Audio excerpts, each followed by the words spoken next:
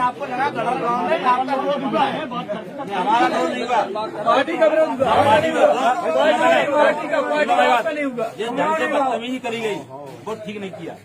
हम तो आए थे तुरंत आई छोटो तरीका था। अरे यार तुम सुनो पहले, तुम इंसान हो, सुनो भाई बात, हम इंसान है, तुम इंसान हो। गाँव में आए, गाँव में कुत्तों आओ तो सम्मान करो यार, ढंग से बदतमीजी कर चले आए ना। जिस तरह बदतमीजी की कोई नहीं करता। जूता मारो, जूता मार ले आपका भेजो तुम्हें सम्मान दिया, पहले सम्मान भी दिया आपको सिंहासन पे बैठाना इसी का है, मारो ना। वो भी भूल गए क्या? आपको जब आप इलेक्शन लड़ रहे थे, जब आपको विधायक बनाया गया, जूता मारो दिया गया था लाने, गाड़ी जल लाने। नहीं तो आप लोगों ने कितना अच्छा कौन सा काम नहीं किया तुम्हारे गाँव में, कौन सा काम नहीं किया? साथियों नमस्कार, मैं हूं नीरज पटेल और आप देख रहे हैं नेशनल जनमत। ये वीडियो इस बात का गवाह है कि अभी तक भांड, दलाल, गोदी, कॉरपोरेट मीडिया आपको किसान आंदोलन के बारे में जो कुछ भी बता रही थी वो सब कुछ झूठ था। पहले उस आंदोलन को केवल पंजाबी और सिख समुदाय के लोगों का आंदोलन बताया गया, इसके बाद उसको के महज पश्चिमी उत्तर प्रदेश और जाटों का आंदोलन बताया गया। लेकिन ये वीडियो गवाह है कि वो सब कुछ झूठ था। ये जो विरोध प्रदर्शन आप भारतीय जनता पार्टी के एक विधायक का देख रहे हैं, ना ये जाटों द्वारा किया जा रहा है और ना पश्चिमी उत्तर प्रदेश में किया जा रहा है, बल्कि भारतीय जनता पार्टी के गढ़ माने जाने वाले बुंदेलखंड के एक जिला है जालौन, उसका मुख्यालय है उरई। उरई से तकरीबन 10 किलोमीटर दूर पड़ने वाला एक गांव गढ़हर में भारतीय जनता पार्टी के उरई विधानसभा क्षेत्र के विधायक गौरी शंकर वर्मा का विरोध किया जा रहा है। इस वीडियो को आप तक पहुंचाते हुए मुझे गर्व की अनुभूति इसलिए हो रही है क्योंकि मैं भी इसी गांव का मूलतः निवासी हूं। तो खुशी किस बात की? क्या भारतीय जनता पार्टी के विधायक का विरोध होने पर मुझे खुशी हो रही है? ऐसा बिल्कुल नहीं है। खुशी मुझे इस बात की हो रही है कि कम से कम उस गांव के लोग जागरूकता का परिचय देते हुए अपने द्वारा चुने हुए जनप्रतिनिधि को सामने बैठाल करके किसानों की समस्याओं पर बात कर रहे हैं। निजीकरण का विरोध उनको समझ में आ रहा है कि सरकार सब कुछ बेचे दे रही है।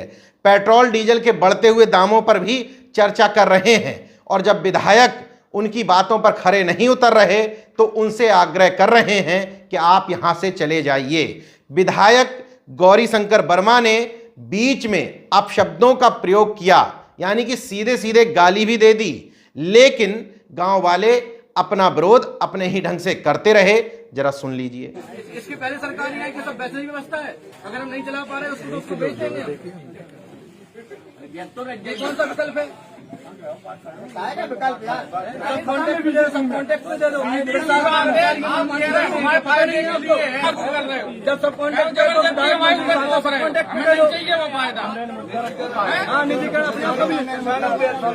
सब कुछ निजीकरण कर दो। तुम घर में बैठो, सब तुम्हारे प्राइवेट कर्मचारी काम करेंगे, हमें नहीं चाहिए वो फायदा, वो आप अपने वापस लें।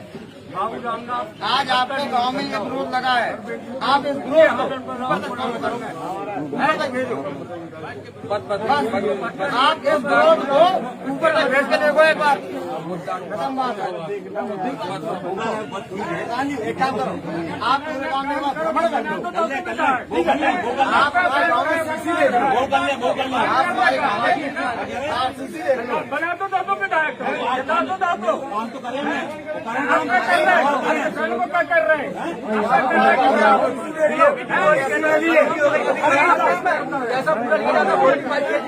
इस वीडियो को देखने के बाद आपके आंखों पर पड़ी पट्टी शायद हट गई होगी और आपको ये बात समझ में आ गई होगी कि किसान आंदोलन क्षेत्र, जाति या समुदाय विशेष का नहीं बल्कि देशव्यापी है।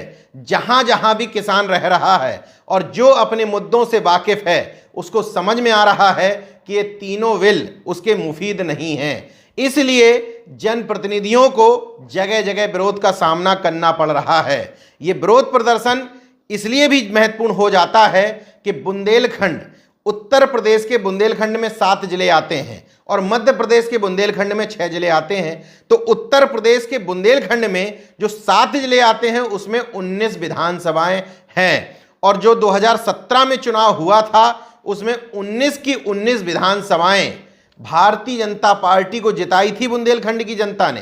तो बुंदेलखंड की जनता को, जिसमें ज्यादातर किसान ही हैं, न सिर्फ इन किसान बिलों को लेकर के गुस्सा है बल्कि पेट्रोल डीजल के बढ़ते हुए दामों को लेकर भी गुस्सा है। एक गुस्सा पहले से भी था कि जब इतना प्रचंड बहुमत दिया गया बुंदेलखंड के लोगों द्वारा, तो बुंदेलखंड से किसी व्यक्ति को कद्दावर रूप में कैबिनेट मंत्री क्यों नहीं बनाया गया।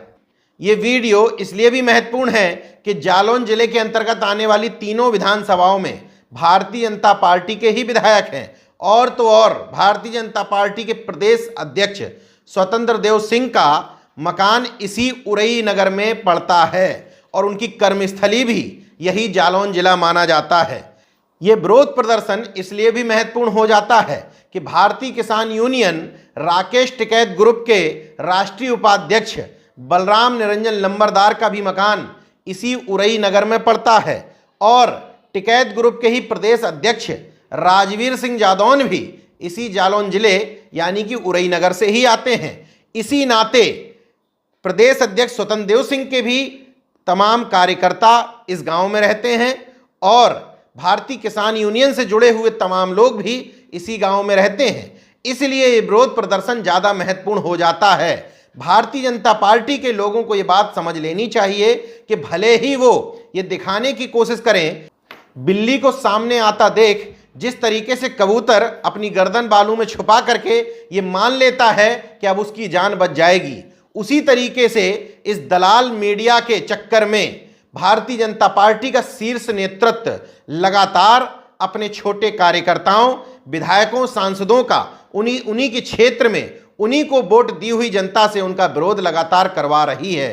किसान आंदोलन भारतीय जनता पार्टी के गले की फांस बन चुकी है, क्योंकि अमित शाह और नरेंद्र मोदी की जोड़ी अपने लिए हुए निर्णयों से भले ही वो जनता के लिए उपयोगी ना हो, उससे कदम वापस नहीं खींचते हैं। इसलिए क्योंकि जनता के बीच में उनकी अपनी इमेज वो बचा करके रखना चाहते हैं कि वो सख्त निर्णय लेते हैं, और इसी इमेज को बचाने के चक्कर में पूरे देश भर में किसानों के बीच में वो लगातार अलोकप्रिय होते चले जा रहे हैं।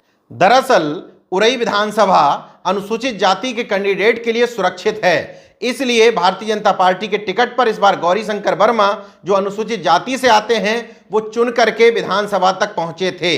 गांव के लोग उनको अपने बीच में बैठाल करके स्पष्ट तौर पर कह रहे हैं कि हमने आपको सिंहासन तक भी पहुंचाया है, मतलब विधायक भी हम ही लोगों ने आपको चुन करके पहुंचाया है।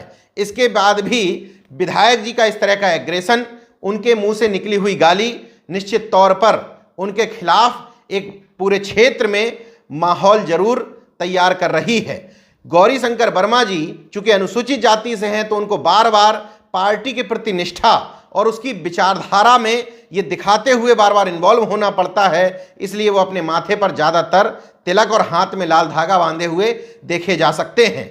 बहरहाल ये उनका निजी मामला है, वो किस तरह से रहते हैं या नहीं रहते हैं, लेकिन जब आप जनता के बीच में जाते हैं, जब आप किसी पद पर होते हैं, तो आपके मुंह से निकला हुआ एक एक शब्द निजी नहीं बल्कि सार्वजनिक हो जाता है। विधायक जी को कम से कम इस बात का ख्याल रखना चाहिए था, और अब विधायक जी को अपने क्षेत्र की जनता की इस दुख और दर्द तकलीफ को कम से कम प्रदेश नेतृत्व तक पहुंचाना चाहिए, प्रदेश नेतृत्व को शीर्ष नेतृत्व तक पहुंचाना चाहिए। हालांकि किसी में भी इतनी हिम्मत नहीं है, लेकिन हम उम्मीद ही कर सकते हैं क्योंकि उम्मीदों पर ही ये दुनिया कायम है और इस देश का लोकतंत्र बचा हुआ है।